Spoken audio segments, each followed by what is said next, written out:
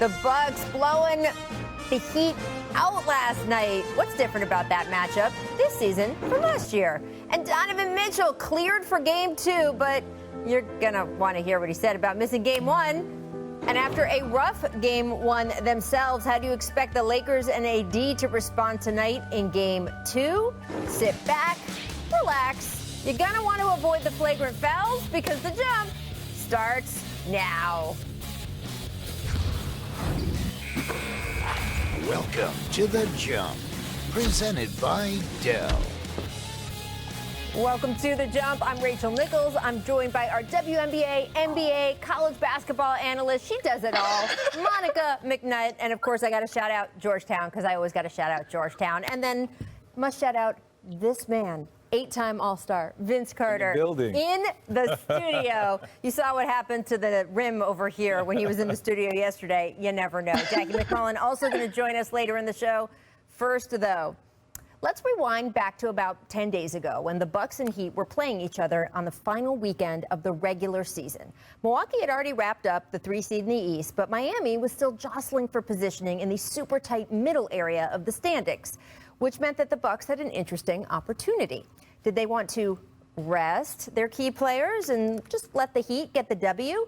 If they went that route, it would totally reorder the postseason bracket.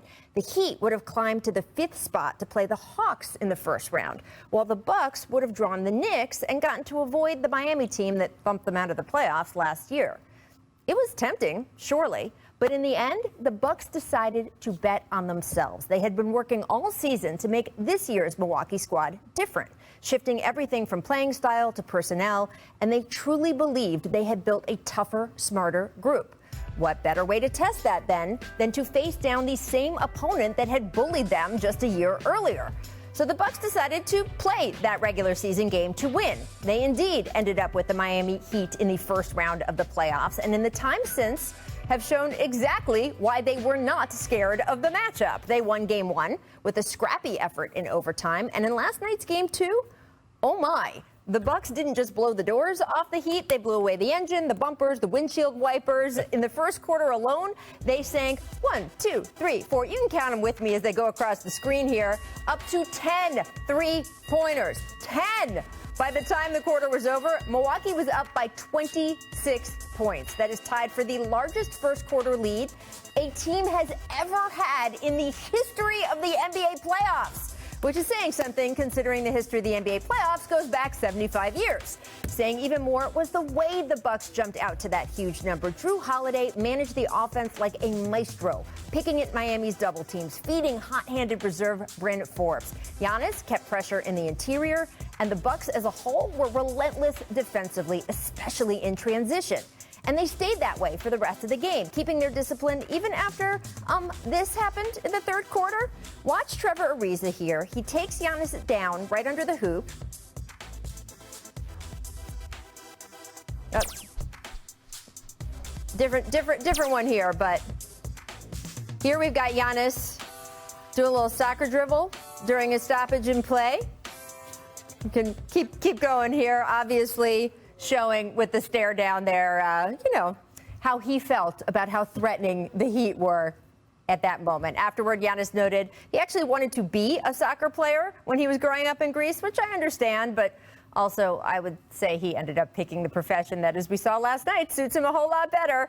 Milwaukee now up 2-0 in this series. And if we look at past patterns in the NBA, teams that win the first 2 games of a 7-game series, they go on to win 94% of the time.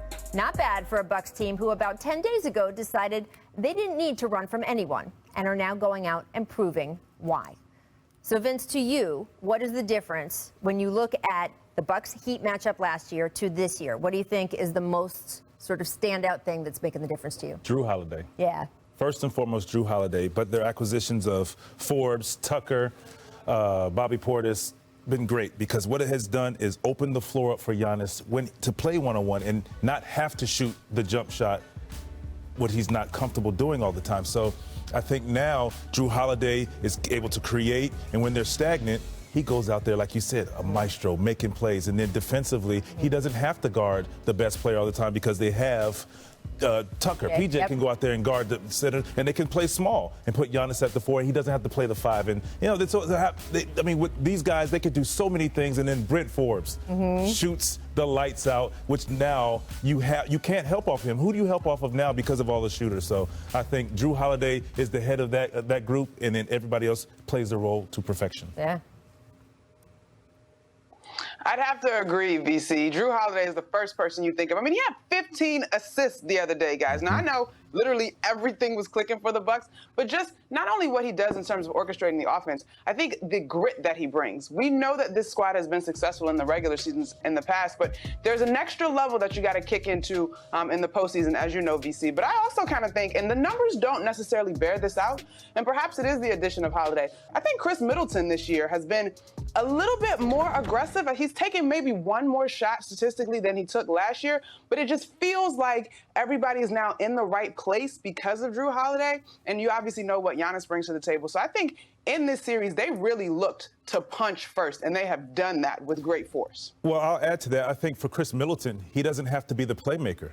He can score and just do his job. Shoot the ball and score. He doesn't have to make plays because you have this guy right here, Drew Holiday, taking that for them. And I think it has made the game easier for these guys. And, yes, they made the right decision. Go out there and play. Go win. We want the Miami Heat want them because we're capable of winning this series. Yeah, and look, it explains why they gave up so much in that trade for Drew Holiday, because he not only brings all that stuff you guys are talking about, he brings toughness, right? You mentioned Vince, PJ Tucker also.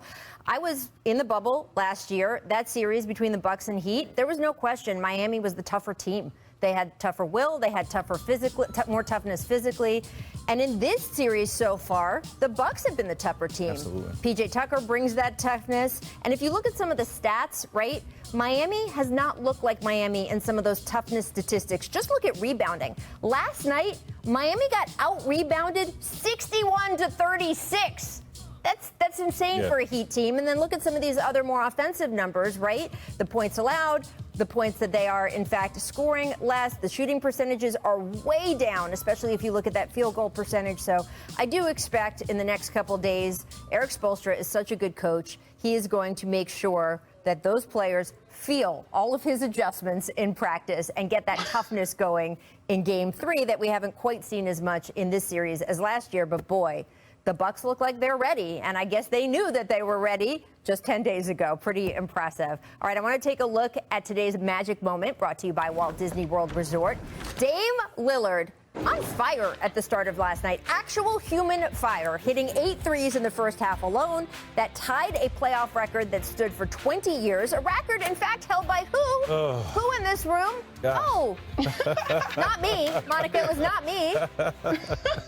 Vince, the record he tied was against a team that I followed very, very closely, Allen Iverson Sixers back in 2001. Please take us back to that series and when you set that record. Where do we start? That was a unbelievable series, back and forth. I mean, a lot happened with the graduation, as we know, which is still a monumental, proud moment for me, and that sits at my front door of my house. But I tell you, it was a response game for me because Allen Iverson, being Allen Iverson, got the job done, scoring 54, I think, that night, the game before. And then I had to respond and just do my job and make the first one, make the second one, even make the third one. And after a while, you're shooting, you're like, things are going well. I'm going to keep shooting. And every shot that I took, I wanted to pick and roll because the big was sitting back, and I shot the three. And then there's one three, I think my 8th three, to where I tipped the ball to the corner. I run to the corner. I remember looking down the corner to make sure my feet behind the three-point line to shoot the three, and it goes in. So when you're in a zone, and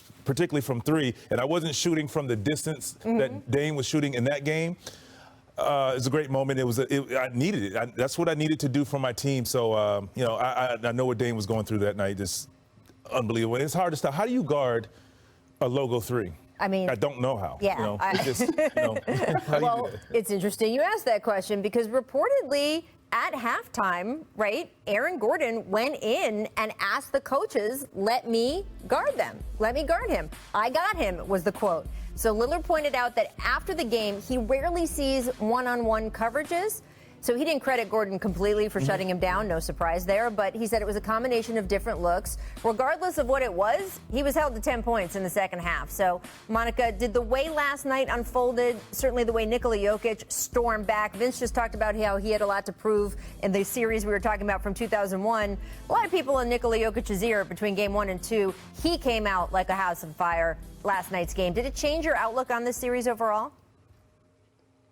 No, not really, Rachel. I still think this series will ultimately go 7. I actually had the Portland Trailblazers getting it done on the road. But I will credit Aaron Gordon. I believe that story 100%. He has the unique combination of the length and the agility to really disrupt Dame. But we know this, guys. The nature of the series is then to go and make adjustments. So if we continue to see this matchup moving forward, I expect Dame to look to use a little bit more of his quickness, create a little bit more pick and roll action, and just really make Aaron Gordon work on the defensive side of the ball. But, I mean, you can't say enough about Jokic. Again, this is like that first punch, counter punch. The Blazers stole one, and the Nuggets were not going to let that happen again.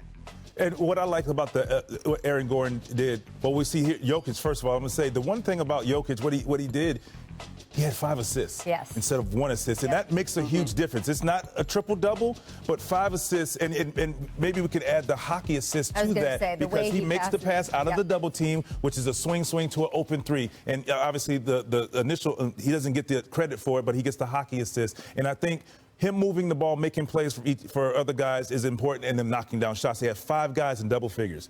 That's what they need to do. And with Aaron Gordon, I think it's a great move because even if he gets beat off the dribble by Dame Lillard, he's athletic enough, he's quick enough to block shots and make things tough for him. And when he takes those long threes, yes, you don't guard way out to the logo, but 6'9", 6'10", with his wingspan makes a difference. So, yes, they will make an adjustment, but I think when you're seeing a 6'10" contest as opposed to a 6'2", 6'3", it's a big difference. Absolutely. It's part of what Aaron Gordon was brought in there to do, and to his credit, he has taken that role on. He came in and right away told the guys in the locker room, I don't need to be the scorer. I'm going to do the dirty work. I want to be your guy defensively. I really admire him for that. Monica, I have a quick question before we go to break. Have you ever hit 8 threes and a half? Because, I mean... Go ahead. Tell the truth. Tell the truth. In a whole game, yes, 9.5. Again, still more than me. So there we go. Boom. All right, coming up, guys, we're going to talk about a much more serious but very important topic. New York City Mayor Bill de Blasio. We're not even. I'm sorry. We will be talking about something more serious later in the show. But we have Mayor Bill de Blasio calling out Trae Young for hunting fouls. Talk about basketball. I have an important official announcement. This is very serious. Want to get this out? Message to Trae Young on behalf of the people of New York City and anyone who cares about actually playing basketball the right way. Stop hunting for fouls, Trae. I want to quote Steve Nash, one of the great player, great coach. He says, quote unquote, that's not basketball. Trae, that hawk's not going to fly in New York City. Come on. Play the game the right way. See if you can win. I think the Knicks are going to teach you a lesson. I don't even know where to begin with this. Again, New York City Mayor Bill de Blasio telling Trae Young to stop hunting for fouls. Not Bill Bradley, Bill de Blasio. Monica, you cover the Knicks. How do you feel about the mayor speaking on behalf of the team like this and to Trae in that way, frankly? I feel like mayors should just do the friendly wager thing over food. I don't think Trae needs any more bulletin board material. I mean, if you really look at his numbers and his response to the chants from the guard and the whole bit, he's playing great basketball. I will say I took issue with that final call against R.J. Barrett when Trae was attacking on the left side during the course of that game. But in general, you got to play the games. That includes working the officials. It is a little annoying, but I can't be mad at him. I'll just say this, that hawk was able to fly. Ooh, okay. But you like that the city is behind their team. I know, but I didn't, the condescending way, that was very, very... I'm hurt. I'm angry. It's amazing why we keep loving this country, and this country does not love us back. But I ain't scared. I just think it's important that we all stick together and we stand up for what's right. We are all one voice. I would like to see Americans be more empathetic. I want it to remain not just a moment, but a movement. Things are continually being changed. Don't only speak about change, be about change. Show up, We don't want no more empty gestures. Continue to stick together. We're thick and thin. Continue to fight for one another. Even though these people are gone, they give me life. They help me find strength. There has to be action, and it can't just be, I would hope this, I would hope this. You gotta make it happen. At what point, do we say we don't accept that? Floyd might not be here, but we're going to get justice from my brother. Welcome back to The Jump. I'm Rachel Nichols. I'm joined by Vince Carter, Monica McNutt. It has been exactly 1 year since the murder of George Floyd in Minneapolis. A lot has transpired in this country and in the sports world since then. But Monica, what are your thoughts now that you have had a year to reflect on the situation and all that's unfolded?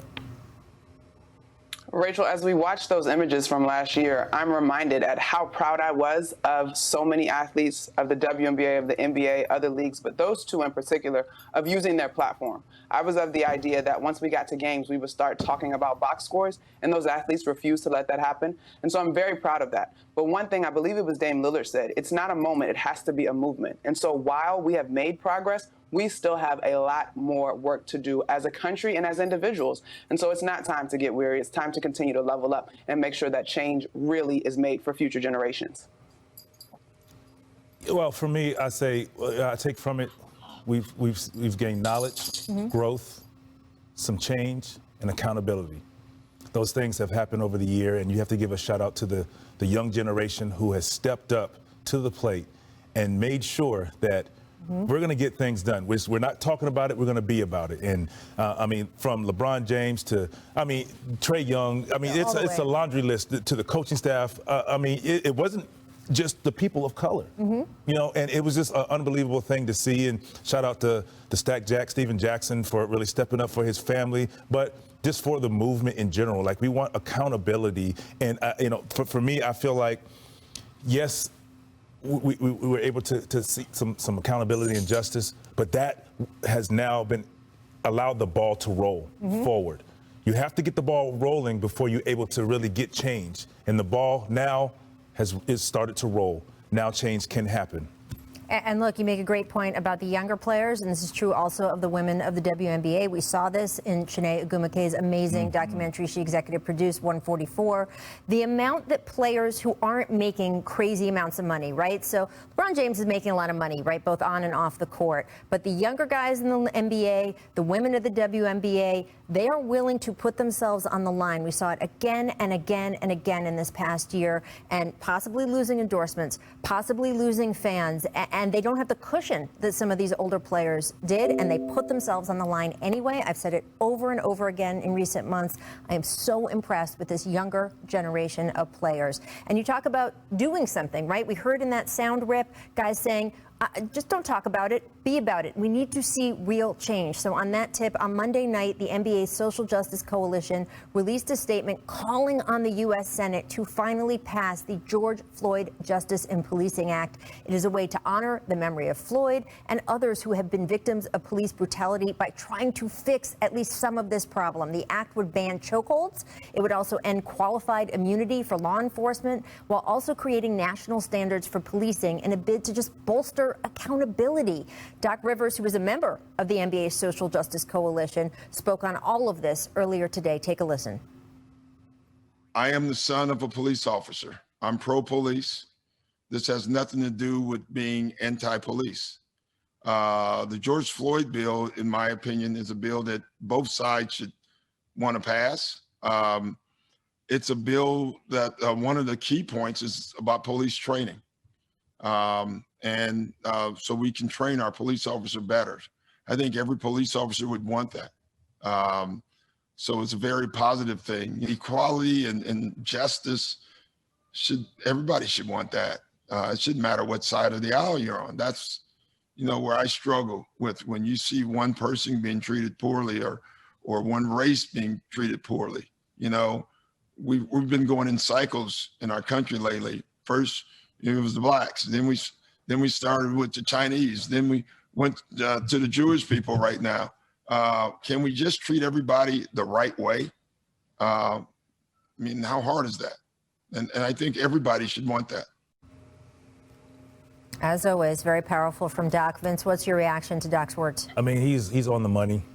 He's speaking from the heart, and like he said, it doesn't matter what side of the aisle you're on. The eye test? What is your eyes showing you and telling you? What's right is right, what's wrong is wrong, and that's just the most important thing right now. You just want people to step up, and when you see wrong, do something about it. Something should be done about it. So I hope we can get this passed. What about you, Monica? I just think that Doc, to me, embodies someone who loves this country and wants it to be better. For whatever reason, people asking for change and improvement kind of gets deciphered as anti-American. It is the utmost way to be American in believing that this country can be better for all of its citizens. And so it's wild that we would be asking for accountability of those charged with protecting and serving us. So Doc nailed it, and I just hope that people hear that these changes aren't about being anti-police or anti-American. It's about believing in the truest form of America, which is truly equality and justice for all of us. Civil rights is not politics. It is some of the basic things that this country promises its citizens. It's what makes us a great country. It is not a political issue. It is about doing the right thing. And you heard Doc Rivers, not only with his words, but with his shirt where he said, call your senator, because we do want to see that accountability. So if you believe in the things Doc was saying, feel free to also follow his advice on the T-shirt, call your senator. We'll be touching on this a little bit later in the show, but for now, The Jump will be right back. Monica McNutt for joining us the last couple segments, and we are now welcoming in our ESPN senior writer, the Hall of Famer, Jackie McMullen. So lovely to have you here. Hello. Thanks for having me, guys. All right, well, Jackie, you're just in time for another edition of... One guy, what's up, baby? What it do, baby? Make, miss. It's a make or miss league, baby. That's it. It is indeed, Kawhi. It really is. Make highlights. Rough fourth quarter for CJ. First, Monty Morris gets in with the step back. Then a few minutes later, he's going to get nutmegged here by Campazzo. So, Vince, you know CJ McCollum. Do you think he comes out strong in Game 3? Oh, yes. Oh, yes. He's going to put it up. He's going to get it done because they know, the Blazers know that they can win. Yeah. They can win this series, and he has to play well and to complement Dame Lillard. So look for him to get it done.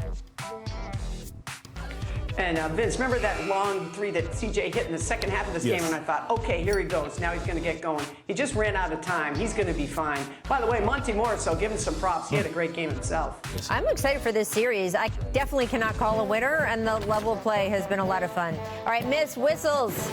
Speaking of Campazzo and CJ, this was the third quarter. So we got a little arm hook, pulling, flopping. After review, CJ gets the flagrant. Jackie, there were 52 fouls, 2 flagrants, and 4 technicals in this game. How would you describe that? Is it just playoff basketball?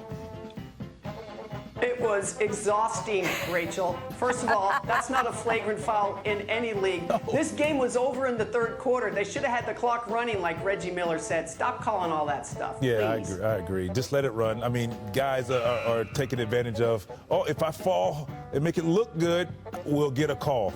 And he got it. At least he was in the game when he flopped down, because Vince, we discussed yesterday a certain player in Utah who was not. Make logos. Dame did do his best to save Portland, including this heave. Jeez. Literally from the logo Lillard. Vince, we saw you making 6 threes in a row in our studio yesterday in dress clothes, Jackie. Wasn't that far. Did you ever pull up from the logo, though, in a game? I have, but let me say this. It was a dribble up, not stand still, waiting for the screen, shoot it, and then it's all net. It's not like you hit the front of the rim, hit the backboard, goes in. That's all net. That is just straight ability. He's blessed with range. I want to go back to the idea that you were hitting threes in your street clothes. That's like a great way to pop out your shoulder, Vince. 6 in a row. Stuff. So, Jackie, they set up the lights on the court in case he wanted to shoot, and then they had to move the lights back when he was shooting because he was shooting from so far away. Miss Sincerity. Yusuf Nurkic fouling out against his former team, and this nice Nuggets fan blew him a kiss, Jackie. I mean, you know, this is going to be the new meme of the NBA playoffs, especially when a team gets eliminated? You know, it's so funny to me because Denver's fans, they don't even know if they're tough or mean or whatever yet. They haven't been there enough. They're still figuring out their identity, right? A kiss, good start. That's called the kiss goodbye right there. You give him a kiss. There's a kiss. There you go. Bye-bye. Well, they didn't He's make like, bye-bye. They didn't make Melo mad and go off last night the way they did in Game 1. So, you know, it's all an evolution there. Interesting series. All right, make surprises. Joe Ingles and Jordan Clarkson, both Sixth Men of the Year candidates, were on TNT last night, and Ingles surprised Clarkson with the award. This was really just such an awesome moment. Vince, what can you say about the season Jordan has had? First of all, he's had an unbelievable season, and I think that is an unbelievable way to just change it up a little bit. To you know, with the way the world is right now, what's going on, this has to warm your heart, and he's been outstanding for their team, and they're going to need him to step up if they want to win this series. Yeah, great live television moment. And when I think of Jordan Clarkson, I go back to the bubble last year when Mike Conley was out and Bojan was out. And that gave him a chance to sort of unleash and to become this guy that we're now seeing as a sixth man, who's a very, very, very dangerous guy for the Jazz, for sure. And look, Joe Ingles, great temperament, a lot of, loves to have fun. It's not like I would have been worried that there would be any division on that team, but by having him be the one to give Jordan the award, it just kind of further solidifies that they're all in this together. It was very cool of everyone involved. All right, guys, let's stick with the Jazz because we got a little bit of drama in Salt Lake. Just prior to Utah's Game 1 loss versus the Grizzlies, the team ruled Donovan Mitchell out to continue to rest that ankle injury he's been nursing since April. Well, Mitchell and all his teammates thought that he was playing. Donovan was reportedly, quote, furious when officials told him he wasn't. Here is what Mitchell had to say about the whole thing after practice yesterday. I was definitely frustrated and upset that I wasn't able to play. I'm a competitor. I was ready to go when I spoke to you guys about 24 hours ago. And they came to a decision that that's what it was. But the biggest thing for us is moving forward. Like, we lost Game 1 and we got to handle, excuse my language, but we got to handle going forward.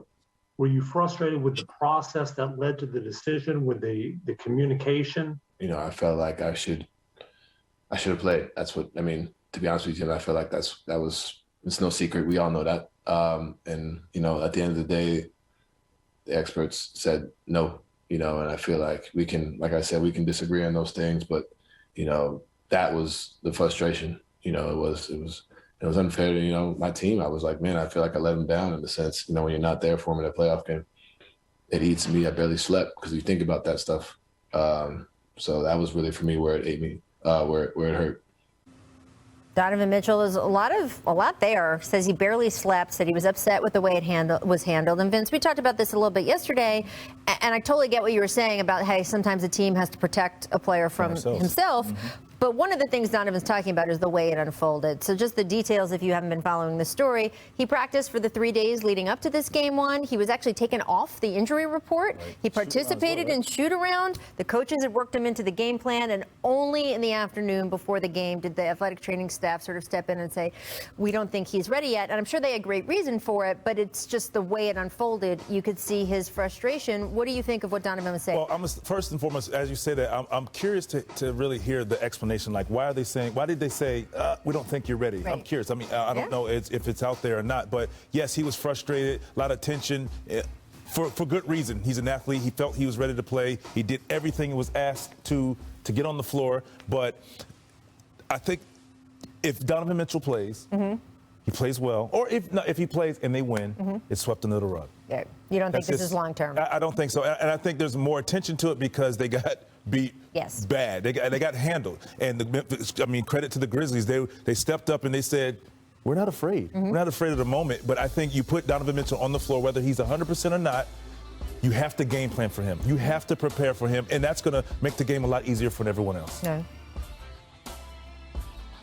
Listen, Rachel and Vince, I can 100% appreciate Donovan Mitchell's frustration. This is a guy that's been chomping at the bit to get back, who probably, as Vince said, the athlete always feels they can come back maybe sooner than they probably should. And he was told, hey, you're good to go. I can't remember a time, Rachel, I don't know if you can, where someone was taken off the injury report and then at game time, because there was no tweaking, there was no pregame warm-ups. He didn't even warm up in pregame. So this is just a very odd situation to me. I think Vince's point is a good one. If Donovan goes off and drops 20 or 25 and they win tonight, this will be forgotten for now. But I do wonder if it plants a little seed in Donovan Mitchell's head, because I think He can put it under the reg for now. He's a professional, and he will do that. There's no doubt in my mind.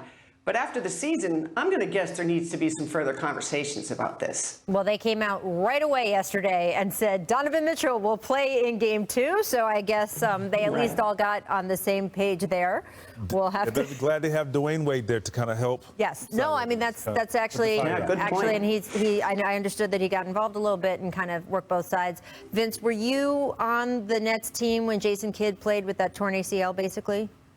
No, I think that was the year before me. The year before you. Okay. So we have obviously, look, there's been plenty of times, we've all seen it, where a player goes out when he's not 100% and wants to do it because it's the playoffs. But the era is a little bit different. That those gutted out performances, the training staff is stepping in a little bit more often now and saying, hey, hold back a little bit because we can get you healthier for the rest of the playoffs. And that's more important. So I don't know if that's what came in here, but he is apparently playing Game 2, people. So we will keep an eye on that. Time for our second distant replay of the day. This date, 1993, Mr. John Starks, ladies and gentlemen. We call that the upper room.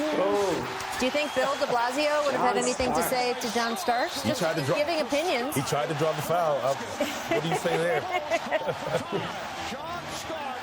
Gotta love John Starks. Yeah, you I like the best from the two-point line, but Absolutely. that's pretty cool. Executive Director of the National Basketball Social Justice Coalition, James Cadogan. Thank you for joining us, James. And look, this project has been a real labor for the NBA over the past 6 to 8 months. What made you want to join forces and be part of this? Honestly, it's two things, Rachel. Number one, I've been a lifelong fan of basketball and the NBA. I grew up introduced to the global game when I was a kid growing up in England, watching icons and legends of the league, Jordan, Bird, Johnson. When I was 10 years old, those were the heroes I looked up to. And so when I eventually got to move with my family to the U.S. to be able to be nearer and closer to the NBA was a dream come true, not least of all playing high school basketball. But that lifelong love really fuels, why anybody would want to be involved with the league. But my career as a lawyer, as a civil rights attorney in politics, policy, and government has always been about criminal justice and social justice. So getting to combine those two things is a dream come true for me and help the league, especially at this critical time in this country, move into the social justice space and think through policy advocacy that makes sense for the league community and for the constituencies we represent. I've spoken to a bunch of people who work with this coalition. They are so impressed with the way that you have been able to meld so many of those areas together to find the best paths forward. And these are some heavy hitters on the board, James. So these people who are saying this, their words have weight. Carmelo Anthony, Donovan Mitchell, Doc Rivers, Steve Ballmer, Adam Silver, Michelle Roberts, many more people on this board. How involved have those big names been in your time with this group? Deeply involved, Rachel. So we had a meeting just last week where every member of the board was in attendance. The reality is this work is being fueled by those members of the board and by the rest of the NBA family that they all represent. So to be able to have conversations amongst governors, players, league executives, coaches, Michelle Roberts, the union executive, to have that discussion around what makes sense in the policy space right now, because we can all agree that we need to do things on policing, that we need to make sure everybody has access to the ballot, cast a free and fair vote, that our criminal justice complex needs reform. But how can the NBA be involved from a policy standpoint? They're all at the table in discussing that, which is what makes the Social Justice Coalition unique. And I can tell you it is a bunch of different voices who have different perspectives, but come together to think through how we move into a space where we can all get behind the kinds of policy reforms that we know will have an impact on people's lives. Well, on that front, you and the NBA publicly, very strongly came out and endorsed the George Floyd Justice and Policing Act. And we spoke about it a little earlier in the show, and Doc Rivers pushed for it as well. What is your reason for endorsing this bill? Because we need to get something done.